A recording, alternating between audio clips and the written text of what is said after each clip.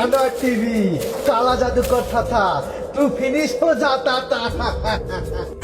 সামাজিক যোগাযোগ মাধ্যমে ফের আলোচনার ঝড় আনোয়ার টিভির বিরুদ্ধে মামুন লায়লা জিনের মাধ্যমে সাদা জাদুর অভিযোগ। একটি ভাইরাল ভিডিওতে দেখা যায় মিরাজ আফ্রিদি নামে এক যুবক অন্ধকার ঘরে মোমবাতির আলোয় বসে আচার অনুষ্ঠানের মতো কিছু করছেন। মাথায় চন্দনের টিপ, গলায় মালা, সামনে রাখা পুতুল আর লাল আলো পুরো দৃশ্যটাকে আরও রহস্যময় করে তুলেছে। নেটিজেনদের দাবি এই ভিডিওটি নাকি আনোয়ার টিভির বিরুদ্ধে করা সাদা জাদু, যদিও এখনও পর্যন্ত আনোয়ার টিভির চুলের কোনো প্রভাব পড়েছে এমন তথ্য পাওয়া যায়নি। অনেকেই বলছেন এটা আসলে ব্যঙ্গাত্মক কন্টেন্ট, আর কেউ এটিকে অতিরঞ্জিত নাটকীয়তা বলেও মন্তব্য করছেন।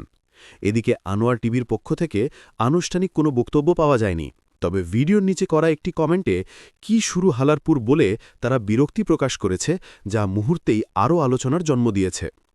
আনোয়ার টিভির এক 14 সদস্য পরিচয় গোপন রেখে জানিয়েছেন ভিডিওটির সঙ্গে আনোয়ার টিভির কোনো সম্পর্ক নেই। অন্যদিকে মিরাজ আফ্রিদি এখনও কোনো মন্তব্য করেননি। এ কারণে ভিডিওটির উদ্দেশ্য, প্রেক্ষাপট সবই রয়ে গেছে প্রশ্নবোধক।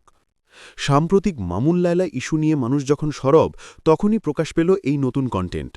নেটিজেনদের মতে এইটাই ভিডিওটি ভাইরাল হওয়ার অন্যতম কারণ। বিশেষজ্ঞরা বলছেন ভাইরাল কন্টেন্ট নিয়ে মত দেওয়ার আগে প্রেক্ষাপট জানা জরুরি। বিনোদন আর বাস্তবতার মাঝের রেখাটা অনলাইনে অনেক সময় অস্পষ্ট।